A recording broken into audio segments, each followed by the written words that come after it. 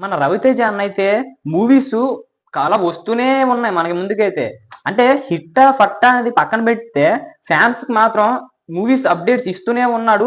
ఎప్పటికప్పుడు అంటే ఒక మూవీ సెట్స్ మీద ఉండగానే మళ్ళీ ఇంకొక మూవీకైతే డేట్స్ ఇచ్చేస్తున్నాడు. అంటే ఒక్కసారి ఊహించుకోండి మన 'రవితేజ' అన్న అయితే ఏ లెవెల్‌లోనైతే మూవీస్ చేస్తూ వస్తున్నాడో. సో ఆ మూవీ హిట్ అవుతుందా? లేకపోతే ఫట్ అవుతుందా? అనే విషయం గురించి అయితే మనం పక్కన మాట్లాడాలి. ఎందుకంటే ఒక టైం బాగుంటే హిట్ అవుతుంది. అదే స్టోరీ లైన్ బాగుంటే హిట్ అవుతుంది. స్టోరీ లైన్ బాగోకపోతే ఫట్ అవుతుంది. కానీ మన 'రవితేజ' అన్న ఇలా మూవీస్ చేస్తుంటూ వస్తుంటే ఫ్యాన్స్ మొత్తం కూడా చాలా హ్యాపీగా ఫీల్ అవుతున్నారన్నమాట. ఇప్పుడు మళ్ళీ ఇంకొక మూవీకి డేట్స్ ఇచ్చినట్లయితే మనకైతే తెలుస్తుంది. ఈ మూవీ మళ్ళీ పట్టాలెక్కే అవకాశాలు తొందరలోనే ఉన్నాయనేది మళ్ళీ మనకు వస్తుందన్నమాట. తిరుమల కిషోర్ అనుకుంటా. తిరుమల కిషోర్ తెలుసు కదా! 'నేను శైలజ' అదే విధంగా 'ఉన్నదొకటే జిందగీ', 'ఆడాలు మీకు జోహార్లు' మూవీ తీసిన డైరెక్టర్ అన్నమాట ఇతను. సో ఈ డైరెక్టర్ తోని మళ్ళీ ఇంకొక మూవీ ఉండబోతుందంట. తొందరలోనే ఒక మూవీ అయితే వస్తదని అయితే మనకైతే వినిపిస్తున్న టాక్ అన్నమాట.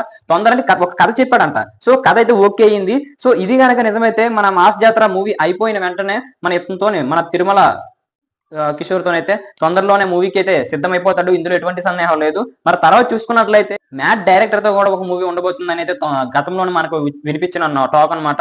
అది కూడా తొందరలోనే సెట్స్ మీదకి వెళ్తుందనైతే మనకైతే తెలుస్తుంది. ఎందుకు అంటే తెలుసు కదా! మన ఎలాగలేదన్నా సరే 'రవితేజ' నుంచి ఇయర్‌లీ 1 మూవీ అయినా సరే వస్తది. తక్కువలో తక్కువ ఇయర్‌లీ 1 మూవీ వస్తది. 2 ఇయర్స్ ఖచ్చితంగా చూసుకున్నట్లయితే 3 మూవీస్ పక్కాగా మన ముందుకైతే తీసుకురావడానికైతే ట్రై చేస్తాడన్నమాట.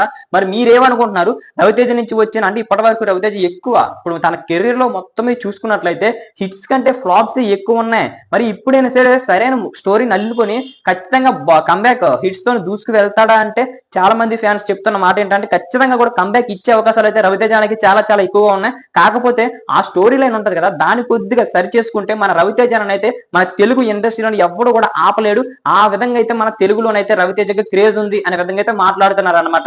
మరి దీనిపైన మీరేమనుకుంటున్నారో కామెంట్ చేసేయండి. ఇలాంటి మరిన్ని అప్డేట్స్ మీకు కావాలి అనుకుంటే మన ఛానల్ సబ్స్క్రైబ్ చేసుకొని బెల్ ఐకాన్ అయితే క్లిక్ చేసుకోండి. అప్పుడే మనం పెట్టే ప్రతి వీడియో మీ వరకు చేరుకుంటుంది అనమాట.